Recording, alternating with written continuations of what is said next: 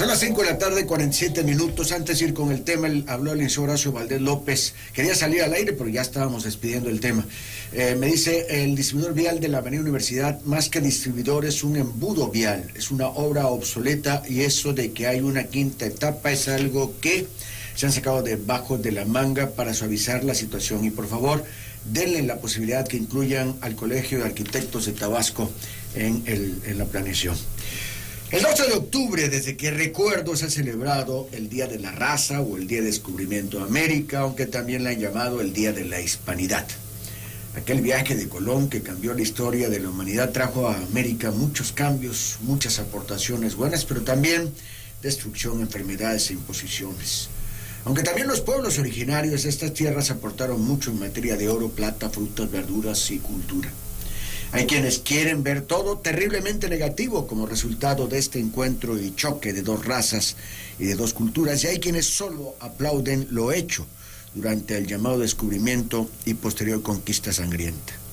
Hay quienes afirman que somos México desde hace milenios y quienes sostenemos que este país es tan nuevo que se deriva del triunfo de la Guerra de Independencia y la firma de los Tratados de Córdoba en 1821. Y la posterior entrada del ejército trigarante a la Ciudad de México. Antes este territorio fue habitado por muchos y diversos pueblos originarios, con vasta cultura, pero en guerra constante en conocimientos. También está aquí, a quien ya hemos tenido en otras ocasiones con nosotros, que es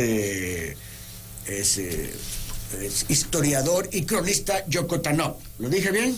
Yocotán. ¿Yocotán? Sí. ¿No Yocotanop? Sí, pues, pero eso ya es palabra de plural, no singular. Ah, bueno. Pero sí, yocotano. Entonces sería de los Yocotanop. Yocotano. Yocotano. Muy bien, pues aquí está con nosotros Plácido Santana y vamos a Santana Hernández. Y bueno, pues vamos a platicar con ellos. Me queda claro que en España y Europa deben de celebrar el Día del Descubrimiento de América. Pero en América, ¿qué deberíamos de celebrar en esta fecha? ¿O no deberíamos celebrar nada? Ricardo. Pues no, creo que deberíamos de conmemorar, más no celebrar. Ajá. Porque sí hay muchas cosas positivas como negativas. Coincido prácticamente en lo que has dicho en tu introducción. Tenemos que considerar un país nuevo como resultado de esta mezcolanza de la herencia europea y vía españoles, bueno, vía castellanos primero, y los grupos indígenas posteriormente. Entonces, con esta mezcolanza es que nacemos como país. Por eso coincido en que deberíamos de conmemorar. Y efectivamente, en España el 12 de octubre es la fiesta más importante de todo el calendario cívico. De hecho, acaba de haber un desfile espectacular sobre Madrid, con asistencia del rey y demás, y en todas las provincias se repitió el mismo esquema, a pesar de que la conquista y el descubrimiento se hace por Castilla, ya luego por Castilla y Aragón, y luego finalmente por todo lo que es... Pero es parte de la historia de España, que también se está conformando, ¿no? Pero que también nos rebota, porque esa desintegración que se integra para luego formar el reino de España a partir de los reyes católicos, la dinastía Trastámara, y de entonces para acá han habido 3 dinastías en la corona española, pues eso mismo se refleja en los diferentes grupos indígenas que existen en lo que hoy es México y sus alrededores, es decir, centro-sur de los Estados Unidos y prácticamente toda Centroamérica. Eso mismo se refleja porque también hay una recomposición y también partimos de elementos idealizados. ¿Por qué? Porque se habla de un imperio inca, de un imperio maya, de un imperio azteca, pero a la luz de hoy, sociológica e históricamente, no podemos distinguir que eran un imperio como tal, como el concepto de imperio europeo, como el imperio romano o los diferentes imperios que se establecieron en las diferentes regiones, ¿no? El carolingio y demás. Entonces, en ese esquema se idealizó y se habló de imperios, pero en realidad no había imperios. Aquí había grupos de dominación económica e ideológica junto con dominación militar. La Triple Alianza prácticamente dominando a todos los demás, ¿no? En el caso de los mayas. Sí, la alianza de Mayapán, en el caso de los aztecas. Pero en el caso de los aztecas tenían su triple alianza también. Sí, ¿no? sí, también. Sometían a todos los pueblos que estaban a sus alrededores y a Basto, además. Pero no, por ejemplo, no pudieron nunca someter a los purépechas. No pudieron nunca someter a los que luego con la conquista se les conoce como los chichimecas. Apaches, una de sus derivaciones, Shoshones, Pies Negros y todos estos grupos que son del centro y sur de los Estados Unidos y norte de México. Entonces, los aztecas no pudieron contra estos grupos, entonces se expanden ¿hacia dónde? Hacia el sur, hacia el sureste de México hoy y hacia Centroamérica. Por eso es que tenemos una integración después sobre el marco de lo que había sido el área de influencia maya.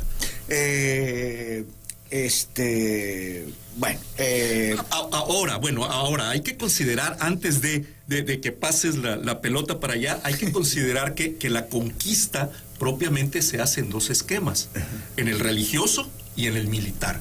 Y creo que podríamos partir de ello para poder ir entendiendo cómo es que se dan las piezas del juego, cómo se acomoda el rompecabezas. Muy bien, vamos a platicar de eso, porque independientemente de que haya sido un asesino y lo que tú quieras, Hernán Cortés tiene su grandísimo mérito como militar, como... Sí. Como Napoleón también mató muchísima gente. Digo, la mayoría de los conquistadores son asesinos. O sea, te tienes que imponer a sangre y fuego. Matan gente y hacen actos injustos. Pero hay que ver su estrategia militar, su estrategia para poder convencer a otros para que se alíen, como lo hizo Cortés aquí, etcétera. Pero ahorita vamos con eso porque sí. Vamos en orden. Porque además hay dos personajes más sangrientos que Cortés todavía y que la historia en México apenas los ha tocado. Pues nos los dices ahorita. Pero a ver, a Plácido le pregunto la misma pregunta. ¿Qué deberíamos de celebrar aquí en México, Plácido? Bueno, gracias, Nachuy, por darnos la oportunidad de volvernos a dirigir a toda esta audiencia de Tabasco y hablar de la historia y cultura de nuestro país, de nuestro estado. Pues sí, efectivamente, históricamente siempre han habido dualidades. Y digo al momento de decir dualidades porque en Mesoamérica los pueblos originarios tenían esa dualidad. Si había vida, hay muerte, si hay guerra, hay paz, si hay día, hay noche. Entonces, eso es algo... No es algo que se esté diciendo ahorita, eso siempre ha sido histórico. Entonces, ahorita tenemos el famoso indigenismo contra el hispanismo, los que están a favor de los movimientos Desde indígenas. Que tengo uso de razón, ¿eh? Sí, entonces, desde que yo tengo uso de razón. Entonces, eso no es cuestión de algo que salga a lo moderno, siempre ha existido. Entonces, nosotros ahorita se supone que se está venerando ya no el Día de la Raza, ni el descubrimiento de América, sino se está promoviendo lo que es el Día de la Grandeza de los pueblos, de la pluriculturalidad que hay en México. O sea, ¿por qué? Porque se supone que les están emancipando, engrandeciendo la cultura y ahora sí que todo lo que los pueblos originarios tenían antes de la llegada y que siguen teniendo, ¿no? Porque al final de cuentas todavía existen. Uno de los patrimonios culturales intangibles que los pueblos originarios tienen no nada más Tabasco, sino México, es la lengua. Hay una gran diversidad, hay 68 lenguas que existen en lo que es México, 365 variantes, pero al final de cuentas eso es la grandeza de nuestro... Entonces se está tratando de buscar emancipar, ¿sabes qué? De quitar esa herida trágica de la conquista y darle oportunidad y voz a los pueblos originarios. Oye, pero fue una herida trágica que fueron canalizando los españoles, pero que no lo hicieron solo los españoles, porque los españoles canalizaron, como decía hace un momento, el descontento, el enojo, la molestia de varios pueblos oprimidos por el Imperio Azteca, y al final de cuentas un puñado de españoles con ejércitos completos de aliados de pueblos originarios son los que logran la conquista. De hecho, esa es la controversia y esa es la parte, ¿no? Mucho se ha dicho que la conquista lo hicieron los pueblos originarios y la independencia lo hicieron los castellanos, los españoles. Entonces, ahí, ¿no? Esa parte, ¿no? De que entramos en ese debate, ¿no? Pero al final de cuentas yo creo que... Pero, a ver, nada más que te interrumpo un momentito. Estoy de acuerdo en la primera parte, pero en la segunda... la independencia la encabezan, igual que la conquista, españoles o hijos de españoles. Pero es el pueblo indígena o el pueblo originario el que se suma y el que se va con todo, hartos de estar siendo dominados. Claro que... Entonces, son dos situaciones más o menos parecidas, ¿no? Claro, de alguna u otra forma, pues, esa es parte de nuestra historia, de nuestra identidad. Realmente, cuando nosotros decimos es que nos vinieron a civilizar o nos vinieron a dejar cultura, pues ya cultura ciertamente había ya en Mesoamérica. Otra cultura. Sí, lo que pasa es que hubo una fusión, una mezcla. Si antes el pueblo originario de Tabasco, de México, era rico en tradiciones, cultura, lenguaje, al ser sometido, al ser ese impacto de los europeos aquí, pues nos hicieron realmente doblemente ricos, ¿no? Porque de nuestros pueblos tenemos el legado, pero también legado de Europa. Yo creo que de alguna otra manera somos resultado de eso, pues. Yo creo que uno de los ejemplos más grandes de esa riqueza es Día de Muertos. Sí, son creo que es tradiciones, la costumbres. tradición más grande en la que se conjugan estas dos culturas, ¿verdad?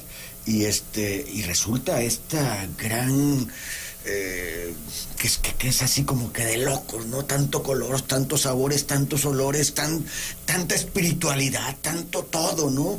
Y nutriéndose de dos vertientes, sí, que aparentemente no tienen nada que ver una, sí, con otra. Qué maravilloso, ¿no? Patrimonio cultural, sí, de nuestro pueblo, y que hasta la misma UNESCO ya reconoce, ¿no? Patrimonio cultural de la humanidad.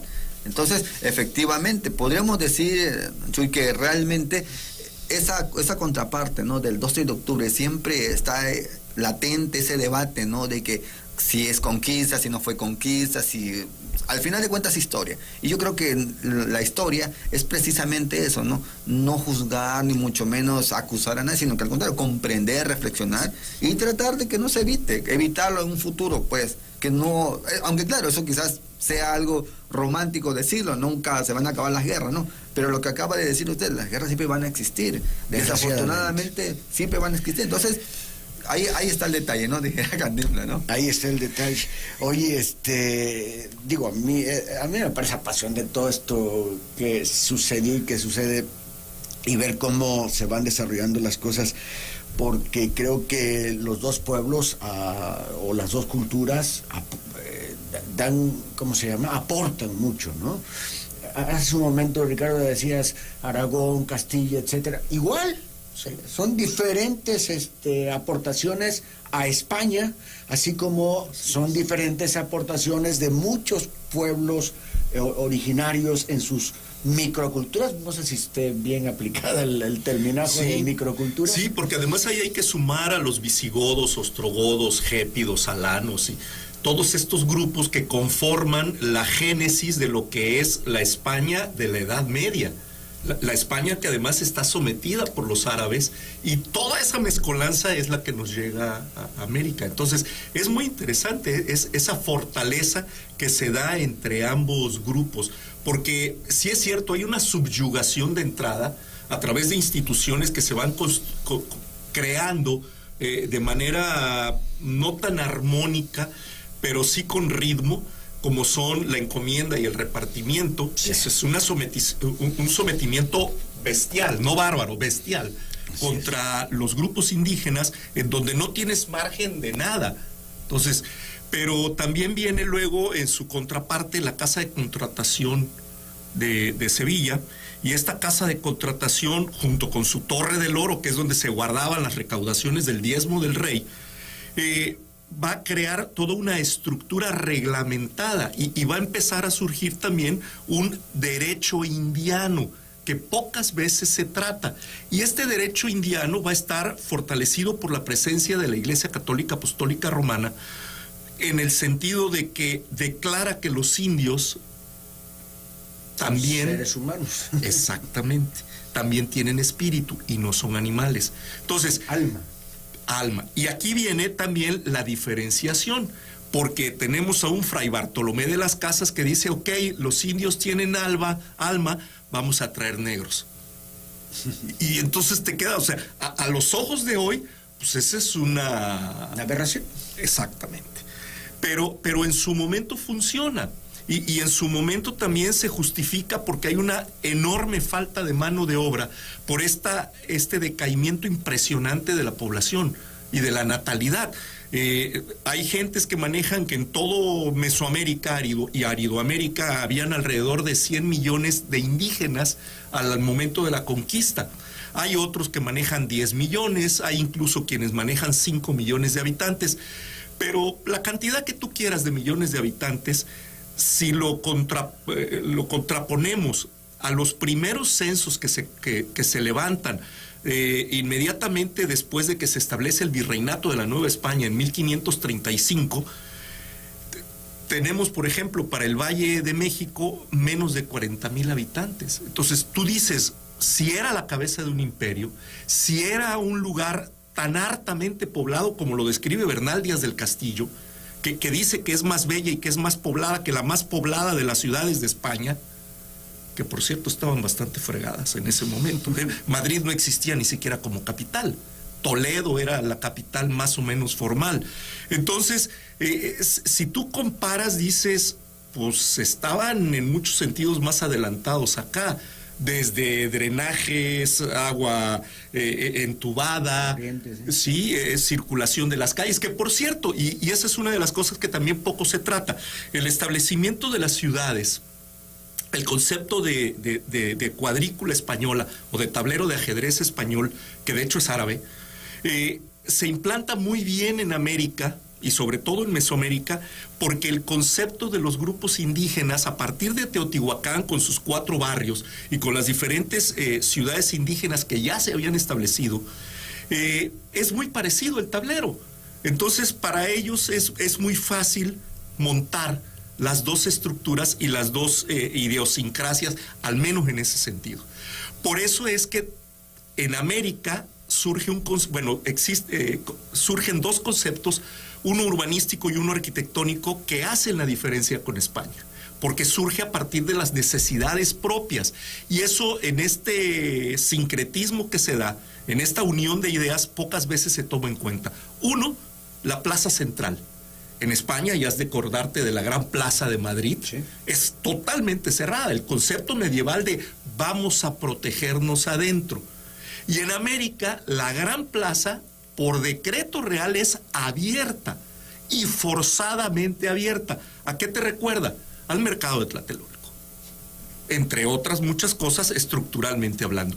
Y el otro son las capillas pozas, que aunque los árabes lo usan estas enormes bocinas, y lo vemos en las diferentes construcciones, sobre todo del lado de lo que hoy es Estambul, pero los españoles traen esa idea y la personalizan aquí, en Actopan, en Estado de México, la personalizan para hacer las capillas pozas, que es donde un sacerdote está repitiendo lo que se hace del culto principal en la capilla principal. Entonces, esos 2 conceptos nacen básicamente por este sincretismo de culturas aquí en Mesoamérica. Son las 6 de la tarde con 6 minutos. Voy a hacer una pausa y vamos a regresar para saber, bueno, no para saber, sino para platicar entre nosotros, ¿quién descubrió a quién? Claro. Ellos descubrieron América, pero América también los descubrió a ellos. O sea, es una descubridera que se armó. Ahora regresamos. Claro.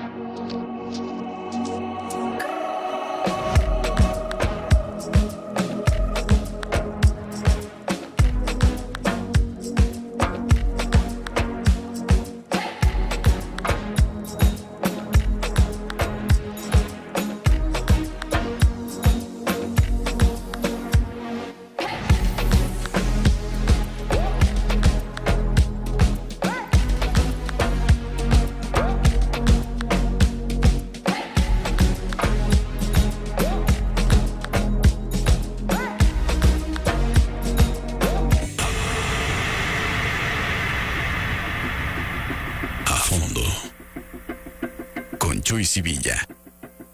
Son las 6 de la tarde, 9 minutos. Seguimos platicando con los historiadores Ricardo de la Peña Marshall y Plácido Santana Hernández.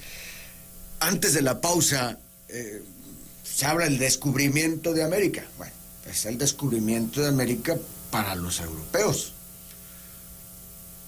Los mexicanos, bueno, no los mexicanos, los americanos, que por cierto, eso se lo han apropiado los de Estados Unidos, ¿no?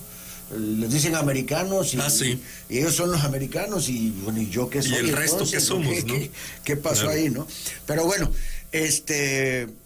pero nosotros, y no me refiero a nosotros como pueblos originarios, sino a los que de alguna manera vivimos aquí, nos heredaron esos pueblos originarios.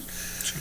Aquí hubo un descubrimiento de ellos también, aquí hay una reciprocidad. ¿Cómo lo ven? ¿Cuál es la visión, Plácido? Cuéntanos, por favor. Pues efectivamente hubo ahora sí que un intercambio, ¿no? Un intercambio de Mesoamérica a Europa, de Europa a Mesoamérica. ¿Por qué? Porque ciertamente ellos vieron, y para los europeos, vieron con muy buenos ojos ciertos utensilios que utilizaban los pueblos. Un ejemplo, el petate, la hamaca, que para ellos fue un invento fabuloso, que no existía allá en Europa. Entonces eso al final de cuentas causó también mucho impacto a los europeos. Encontraron comidas aquí en lo que es Mesoamérica que eran totalmente desconocidas. El mole, el chocolate, en Tabasco el ulich, que es una comida prehispánica, el pozol, bucá en lengua yocotán. Entonces efectivamente fue un intercambio cultural, gastronómico, artístico, que en su momento pues no se podría definir que se veía así, pero así fue. Efectivamente los europeos lograron igual, ellos trajeron cosas que se desconocían en Mesoamérica. Uno de ellos pues es el vino, ¿no? Por eso mucho se dice que para los europeos el vino, para los árabes el café, para el asiático el té y para el mesoamericano el chocolate, porque eran los líquidos que nosotros aportamos, y no nada más a Europa, sino a nivel mundial. Y así como esos animales que ellos, los europeos, pensaban que no existían. Hablaba hace rato con el maestro, el famoso pavo, el guajolote, en lengua yocotán. O sea, era un animal propio de estos lugares y que ahorita a nivel mundial se cena en Navidad, pero eso existía, no existía allá en Europa. Ellos trajeron ciertamente animales, el caballo, el ganado, las gallinas, y ese es el intercambio, porque ya se pudieron hacer otros guisos aquí en Mesoamérica, que al fusionarse culturalmente hablando, pues dan como resultado estas comidas que hoy tenemos y que hoy podemos disfrutar. Ese intercambio de guisos y de conocimiento culinario, por así decirlo, ¿no? Claro que sí. ¿Tú cómo percibes este asunto? ¿Nos descubrieron o los descubrimos? Mira, yo estoy más, no sé si leíste en su momento, pero estoy seguro que sí, a Marco Antonio Almazán, El redescubrimiento de América. Sí, claro. Excelente infaltable libro, infaltable. Desgraciadamente en las siguientes generaciones se perdió, pero es un excelente libro y la idea básica es... Yo en la prepa cuando lo leí. Sí, yo también, bueno, yo en la secundaria, pero la idea de Marco Antonio Almazán ahí es que pues ya América ya estaba descubierta, o sea, ya estaba ocupada, por lo tanto, lo que es que aparece en el imaginario europeo. Entonces, lo vemos a través, por ejemplo, de los diferentes mapas que hacen y los dibujos que hacen de los animales y de los personajes. Por ejemplo, la Patagonia se llama así, y te dibujaban a unos seres humanos con una sola pierna y con una sola patota grandota. Por eso eran los patagones. O las Amazonas, porque decían que era el reino donde solo había mujeres, y es la Amazonía de hoy. Entonces, así fueron determinando por el imaginario europeo, y hoy lo tenemos en uso muy común. O sea, no nos detenemos a pensar en esos detalles, porque te digo, hubo una mezcolanza real, un mestizaje real, un mestizaje ideológico, un mestizaje cultural, un mestizaje económico y sobre todo un mestizaje sanguíneo. Entonces, eso nos permite ser una cultura nueva, con raíces muy profundas en ambos sentidos. O sea, estamos hablando de que aún antes de Teotihuacán, aquí hay seres humanos en este continente. O sea, estamos hablando de 5 o 6 mil años antes del momento del descubrimiento de América, que hay seres humanos generando cultura y subsistiendo y buscando soluciones a sus problemas existenciales. Y lo mismo sucede en Europa, que tienen más tiempo por el Cromañón, por el Neandertal y demás, y que estamos hablando de 40 o 50 mil años atrás, como sociedades ya funcionales en Europa. Pero justamente esa diferenciación en el tiempo es lo que permite que los aplasten a los pueblos indígenas. Y lo hacen a través de las tecnologías. Hay que recordar aquí que no conocían ni la pólvora, ni los arcabuces, ni nada por el estilo. Entonces, pues van a ser subyugados por esta superioridad en evolución, pero no en calidad, porque tenemos soluciones específicas para problemas similares. Finalmente, el ser humano somos lo mismo, estemos donde estemos en el planeta, y tenemos básicamente las mismas necesidades que cubrir. Entonces, ¿qué hacen? Pues también aquí buscaron soluciones, y las buscaron de otra manera. Por los aztecas, por ejemplo, con las guerras floridas. En Europa, pues un rey descabechaba al rey vecino para quedarse con sus tierras. Acá eran las guerras floridas. Oye, y así lo podemos ir viendo. Sí, sí. Sin embargo, dicen, es una de las cosas que yo he escuchado. Bueno, yo me he dado muy buenos agarrones con quienes ven a las culturas de nuestros pueblos originarios, las ven así de menos, ¿no? Pero sí hay y existen quienes dicen que si no nos hubiera venido el descubrimiento de los europeos, de los españoles, todavía estuviéramos con nuestros arcos y las flechas echando. No lo creo. Te voy a decir por qué. Porque en el momento del encontronazo surgen diferentes elementos que van a ir estructurando la sobrevivencia de los conocimientos. Entonces tenemos los primeros silabarios, diccionarios y demás, que son apoyados por la iglesia, son religiosos quienes construyen este primer contacto para conocer al otro. Y del otro lado sucede exactamente lo mismo. Tenemos, por ejemplo, de Alba Ixtlilxóchitl, como cabeza del grupo de cronistas indígenas que sobreviven al encontronazo de la conquista y que empiezan a escribir cómo eran sus ancestros y cómo sentían, cómo pensaban, cómo estructuraban su vida. Y eso nos llega hasta el día de hoy. Por eso se escribe La visión de los vencidos, ¿no? Por Miguel León Portilla, porque hay el rescate de documentos que se tuvo el cuidado de poner en papel, bueno, más bien conocimiento que se tuvo el cuidado de poner en papel. Entonces, si vamos a ese sentido, no hubiéramos sido una sociedad que siguiéramos en el arco y el taparrabo. Hubiéramos evolucionado como evolucionó en los últimos 5,000 años. Por tus orígenes, Plácido, hay una corriente,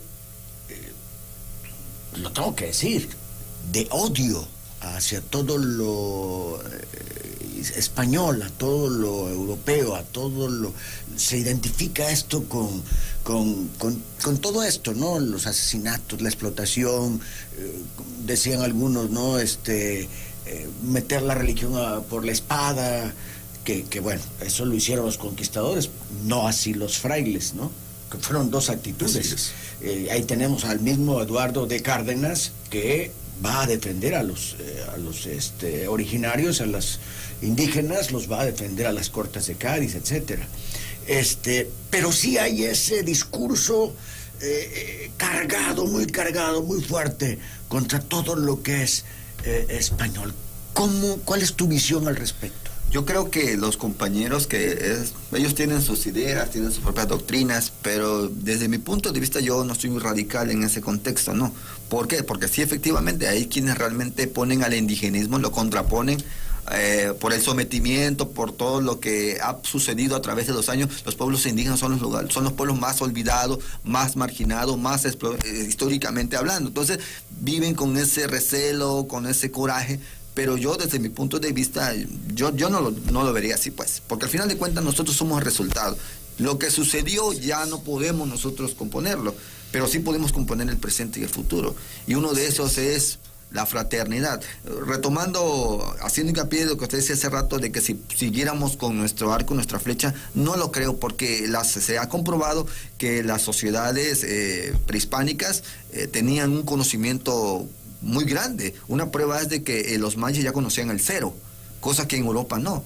Inclusive la pirámide de Chichén Itzá, una de las 7 maravillas modernas, es considerada una obra maestra de la arquitectura indígena de Mesoamérica. Entonces eso ni Europa lo tiene, pues al final de cuentas. Entonces tenía un conocimiento bastante centrado. La medicina, la herbolaria que había en Mesoamérica superaba por mucho a la medicina rudimentaria que existía en Europa. Entonces podemos nosotros ahí unos ejemplos de que efectivamente no podemos continuar así como se piensa o se cree, sino es que eso va a ir creciendo porque el conocimiento existía y sigue existiendo en los pueblos originarios. El sometimiento religioso fue más que nada una especie de sometimiento al final de cuentas, pero cambiándole a todo lo que es las deidades antiguas que tenía los pueblos mesoamericanos. Ponen el ejemplo, ¿no?, de Tonantzin, de que se veneraba en el Tepeyac y que llegaron y que ponen ahí a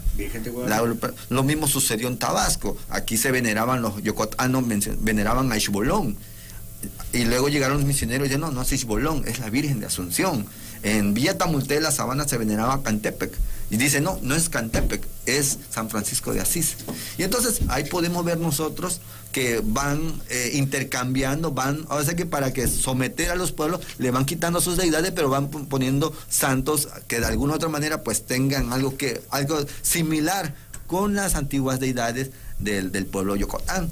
Han pasado muchas cosas en la historia de los pueblos. Por ejemplo, también la propia historia de los pueblos originarios, la propia historia, muy pocas veces ha sido contado o ha sido visto ahora sí que por los protagonistas.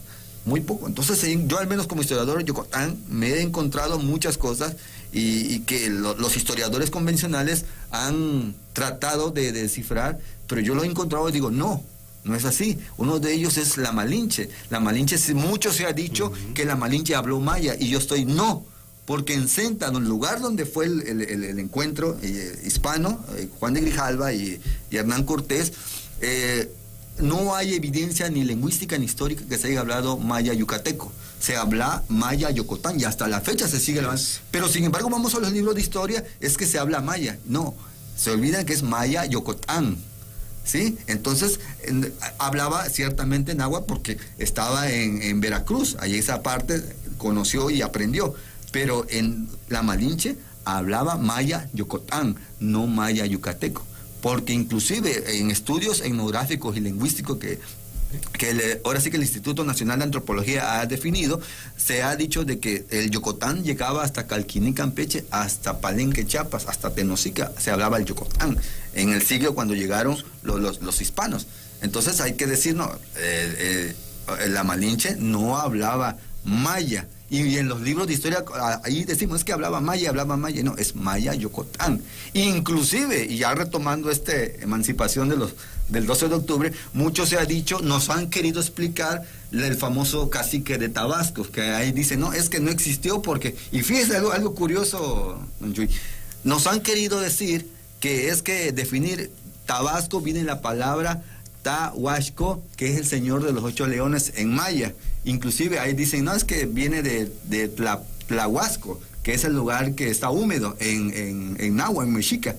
Pero algo curioso, nadie se puso a revisar, a excepción de Plácido Santana, que busqué una palabra que aluda en Yocotán, en la lengua originaria de Tabasco.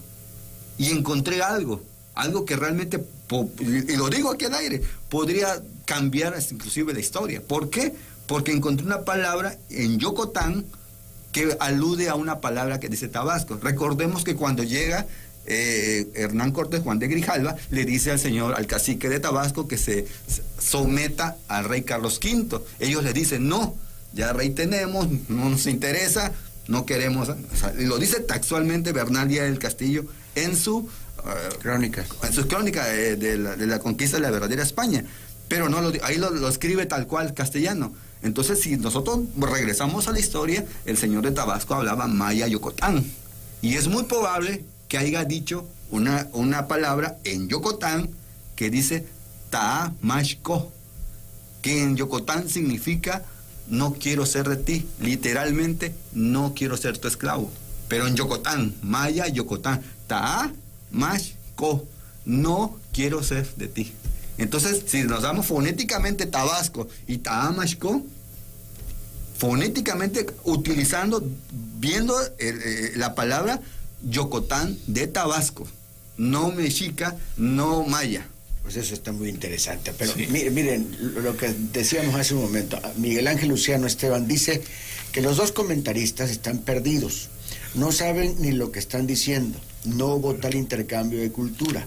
Lo único que trajeron los europeos fue la religión católica, su gran cultura, y cometieron genocidio. Nosotros ya estábamos culturizados. Digo, para que... Pues sí. Es que hay gente que piensa... Y se le respeta de esa manera, ¿no? En fin. Pero, ¿qué sería un catálogo de cosas negativas que nos trajeron los españoles? ¿Y qué sería lo negativo que nosotros le aportamos a Europa? A ver, ¿qué sería? Es difícil, porque sí vemos lo negativo de aquí, de allá para acá, pero de aquí para allá. Ajá. Ay, bueno, de entrada la primera guerra bacteriológica que se da a gran escala. Esas nos las trajeron. Ellos nos las trajeron con la peste, el vómito negro y todo esto. La sífilis, las venerias, ¿no? No quise decir la sífilis porque está en entredicho.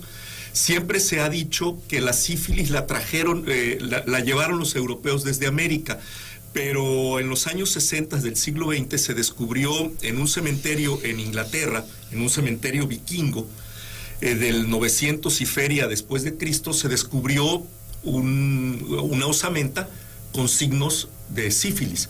Entonces, esto todavía no se define si sí o si no, entonces por eso no quise decir sífilis, pero...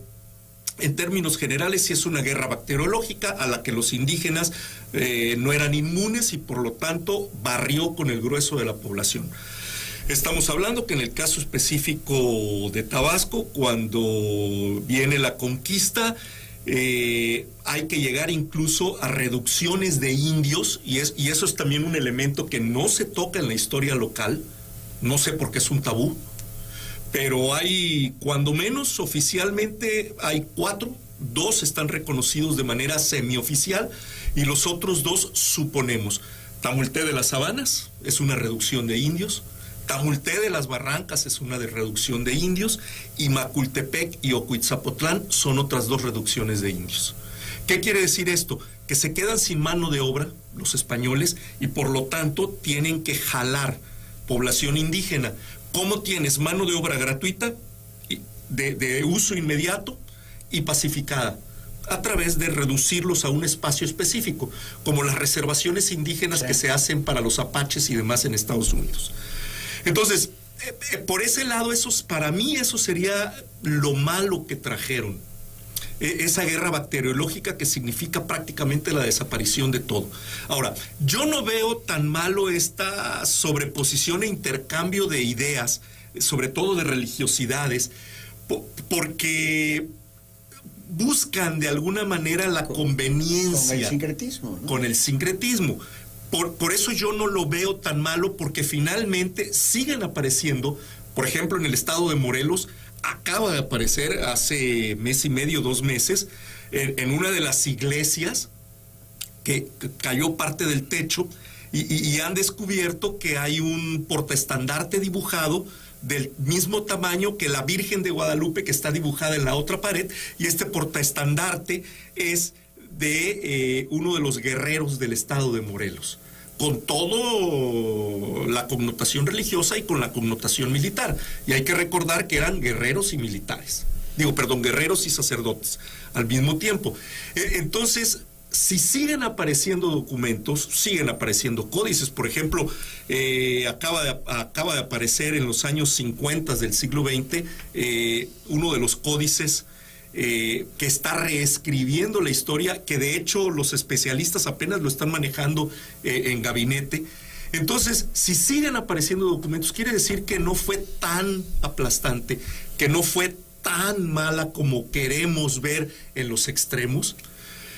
Y por otro lado, pues México, bueno, y Mesoamérica en general, aporta al mundo muchísimas cosas, y lo decíamos, el guajolote, el chocolate, y pero muchísimas cosas que enriquecen a la vida europea. Ahora, ellos nos traen la gallina de entrada, y todos los cuadrúpedos. Estamos hablando de los cerdos, que significó la desaparición de especies en Mesoamérica. Traen el ganado vacuno, y por eso Garrido le llaman precisamente muy despectivamente al ganado, los chaparros o los chaparrera, algo así, a todo el ganado mostrenco que se encontraba en la planicie tabasqueña, precisamente en la zona de Centla y Paraíso. Entonces, hay cosas buenas y cosas malas de ambos lados. Yo no quiero irme, como también lo dijo Plácido, yo no me quiero ir a los extremos, porque además los extremos lo único que generan son odios y cerrazones. Y al cerrarnos, no nos permite cambiar la página, y como muy bien lo dijo Plácido, no nos permite construir desde el presente un futuro para todos. ¿Por qué? Porque seguimos estando atrapados en los buenos y en los malos, los blancos y los negros, los indígenas y los españoles, los subyugadores y los subyugados. Entonces, tenemos que analizar con profundidad por qué se dieron las cosas y cómo nos fortalecen hoy.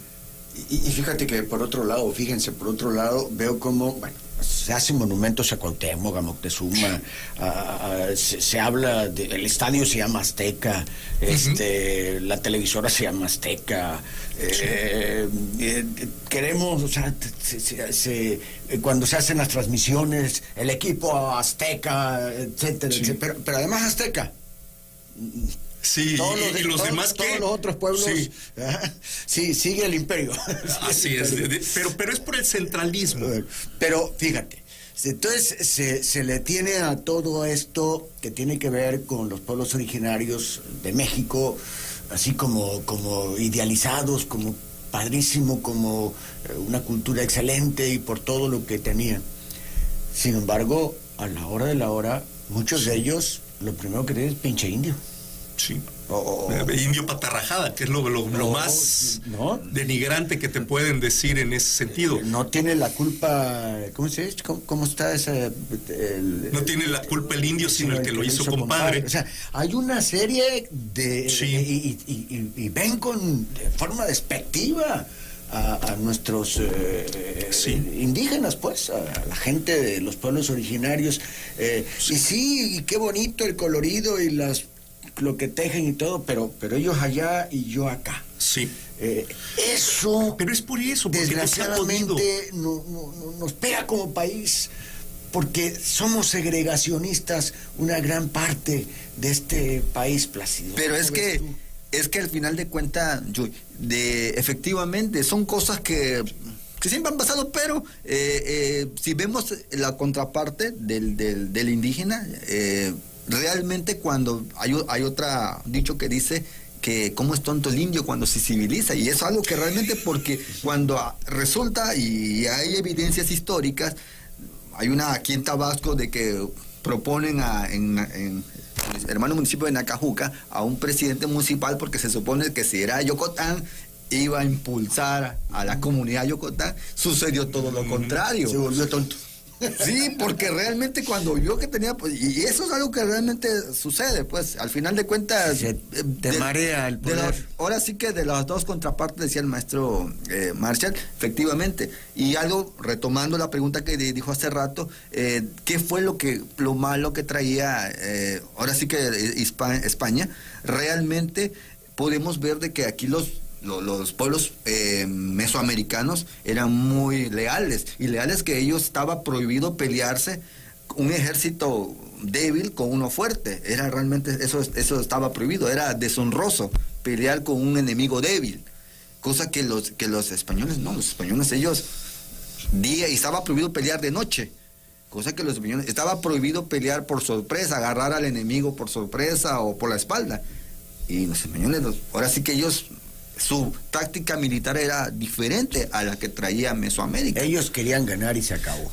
A como fuera. Entonces, en el caso de los pueblos mesoamericanos tenían otro tipo de para conocimiento. poder ganar, pactaron, hicieron alianzas, chantajearon, maquiavelaron y todo lo que querramos ver. Desollaron, cocinaron. Sí, pero aprovecharon las diferencias, las enemistades y todo lo que realmente también habían construido el Imperio Azteca. Sí, y efectivamente, o sea, si nosotros retomamos todo eso, al final de todo lo malo, pero lo vuelvo a repetir, si eso se cuenta, no para juzgar o no para decir, no, es que fueron, no, sino que al contrario, hay que concientizar y decir, bueno, eso ya pasó. Y que no vuelva a pasar. Y que no, o sea, exactamente, o sea, yo creo que sería absurdo vivir con ese rencor, vivir con ese coraje, decir, no, simplemente pues son cosas, historias y ya. No podemos pasarnos toda la vida, o sea, claro, debatiendo, discutiendo, porque eso sería pues infinito, jamás terminaríamos con eso. Y hay que decir, Chuy, que justamente esa situación ya pasó una vez en la historia de este país. Entre 1825 y 1831 se pasó por cuchillo, se confiscaron propiedades y se expulsó a cuanto español existía en el territorio de lo que era México independiente. ¿Y qué pasó? Pues finalmente no pasó nada. O sea, aprendamos de la historia. Ya hubo un momento en que se exacerbaron los sentimientos, hubo una venganza, por decirlo así, y finalmente no evolucionamos. Hubo que esconder los huesos de Cortés, por ejemplo, porque los querían quemar, destruir y quemar. Entonces, y de hecho, pues ahí siguen, en el Hospital de Jesús, bueno, en la capilla ahora. Y bueno, pues también han tirado monumentos de Cristóbal Colón, etcétera. Bueno, etcétera. Sí, el del Colón de Reforma. Sí. Pero eso no cambia las cosas. Tenemos que, no podemos vivir en el odio. Así es. El eterno odio, porque pues nos quedamos en el pasado y nos quedamos cargando resentimientos y cosas que nos golpean más, nos hacen infelices. Amelia Holland dice que es el Museo de Historia Natural y felicita al licenciado de la Peña Marshall. Muy interesante la entrevista y me saluda a mí también a Plácido. Julio Hernández Cabal. Los mayas y los olmecas comerciaron con el cacao de Mesoamérica. Los aztecas le llamaron moneda al cacao y su verdadero nombre es teobroma. La razón universal porque las cabezas olmecas son grandes es porque se hicieron para personas grandes. Grande era aquel que ayudaba a los demás. Era el más justo, el más bueno, el más sabio. En honor a ellos se hacían esos monumentos porque servían solo a ellos. Se les daba un cargo público, no como ahora. Delfino Hernández Díaz nos saluda desde Tuxtla Gutiérrez. Juan José Izquierdo Lázaro también nos envía saludos. Miguel Ángel Hernández, estoy a gusto con su programa.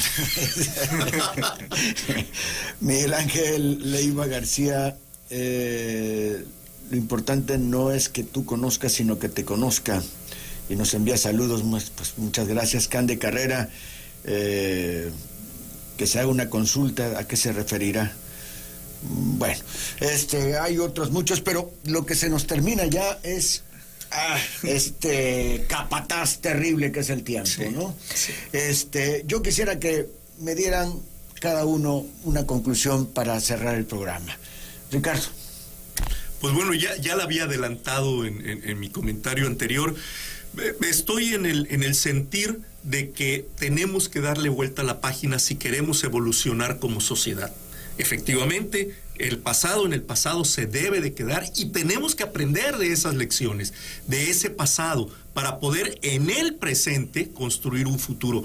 Suena bonito, suena demagógico, pero finalmente sí podemos. México ha crecido exponencialmente en los momentos que más hemos creído en nosotros como sociedad. Somos una sola sociedad, se ha dividido por necedad, pero somos una misma sociedad. Todos somos mestizos, que si blancos, que si morenos, que si amarillos, que si el color que quieras. Somos una misma sociedad porque tenemos seres humanos. Así es, como seres humanos tenemos una religión, la que cada quien profese, tenemos las mismas necesidades, que es alimento, vestido, tenemos las mismas leyes para todos y vivimos en un mismo territorio. Entonces, avancemos en esos 5 factores que son los que identifican una nacionalidad. Somos mexicanos, no somos primero tabasqueños y luego mexicanos, somos mexicanos todos. Entonces, démosle vuelta a la página y construyamos la sociedad que todos pedimos, porque todos pedimos que haya paz, que haya mejores servicios, que seamos mejores seres humanos. Pero ¿cuántos aportamos realmente a esa vuelta de página y a esa mejoría en la sociedad? Mira, yo he tenido la fortuna y Dios me ha dado la oportunidad de estar en España. Cuando digo que soy mexicano, me tratan muy bien. Sí. Me tratan muy bien. O sea, no hay ninguna, ¿cómo decirte? Trato desigual o segregacionista o qué sé yo. Al contrario, enseguida mexicano hasta se les iluminan los ojos y nos empiezan a preguntar de la tierra y nos atienden muy bien. Es mi experiencia particular de cuando he podido ir a aquellos lugares. Plácido, tus conclusiones, por favor. Bueno, pues igualmente, o sea, nosotros tenemos que hacer y forjar una nueva cultura de fraternidad entre pueblos originarios a pueblos originarios, de extranjeros a extranjeros, de extranjeros a mexicanos. ¿Por qué? Porque desafortunadamente vivimos en un mundo globalizado, en donde no podemos excluir a nadie. Todos estamos de alguna u otra manera conectados. Y hacer ese tipo de cosas de creer o vivir erróneamente con ese coraje, ese odio hacia nuestros conquistadores, pues ¿cómo, no? Nosotros tenemos que formar una nueva cultura. Las nuevas generaciones tienen que conocer nuestra historia, tienen que conocer nuestra identidad, la grandeza cultural de los pueblos originarios, pero tampoco dejar a un lado lo bueno que trajo España, porque no todo fue malo al final de cuentas. Y de esa mezcla y de esa fusión, pues somos el resultado que estamos hoy por hoy forjando un nuevo México, un nuevo Tabasco. Y yo creo que a partir de esos conocimientos tenemos que buscar esas alianzas, esas conexiones, esa fraternidad para que logramos, o así que hacer de nuestra sociedad algo mejor cada día, sobre todo para las nuevas generaciones. Ese regresar a ese respeto a la naturaleza que tanto se ha perdido, que los pueblos originarios tenían y que hoy el hombre moderno ha tratado de excluir y sometido, porque hemos sometido a la madre naturaleza. Y los pueblos originarios respetaban mucho todo eso. Entonces hay que volver de lo bueno del pasado, retomarlo y hacerlo para que el bienestar de nuestros pueblos. La verdad que yo le puedo decir a todos los paisanos, a todos los mexicanos, todos los tabasqueños, que efectivamente regresemos a nuestra identidad cultural para que nosotros formemos un nuevo país y un nuevo estado. Pues muchas gracias, Plácido. Yo quiero decir nada más como rúbrica, yo soy mestizo. Mi bisabuelo, el doctor Agustín Sivilla, vino de Italia y se casó con una indígena de San Carlos Macuspana. Soy por mi sangre, por mi cuerpo, en mis venas corre sangre, sí europea, en este caso un italiano, pero también indígena. Y mi tatarabuelo, oropesa, vino de España y se casó también con una mujer originaria de aquí. De tal manera que esos somos los mexicanos. Algunos en vía más corta, en otros más lejana, pero de alguna manera traemos estas dos sangres, en algún momento de nuestra vida se cruzaron y formaron lo que somos nosotros, los mexicanos. Muchas gracias a los historiadores Plácido Santana Hernández y a Ricardo de la Peña Marshall por su presencia. Gracias. Me encantó el programa. Gracias. Ahí estamos, en lo que vamos seguir apoyando, ya saben. Son las 6:43 p.m. Nos vamos, ya nos pasamos el tiempo, pero bueno, espero que el dueño no me corra. Les dejamos en compañía de Agosto Rivera y bueno, algo de música mientras entra ya Juan Pablo Sivilla Telles con Reporte de la Noche y todo el equipo que les traerá toda la información de lo que ha sucedido en este día. Mañana, bueno, no se pierdan a las 9 de la noche el psicólogo Paco Evia, que además su programa acaba de cumplir 3 años estar al aire. Bueno, pues va a tener un programa muy especial para todos ustedes, así que no se pierdan de Paco Evia y Vive Hoy. Mañana tempranito a las 5, Carlos Arturo Cabrales con Amanecer de mi Tierra. A las 6, buenos días, telereportaje, Hugo Triano, todo el equipo con los avances informativos y con el servicio social. Y a las 7 de la mañana, Emanuel Sevilla con telereportaje en nuestro programa Estrella. Que Dios le bendiga, pásela muy bien y arriba, corazones. Adiós.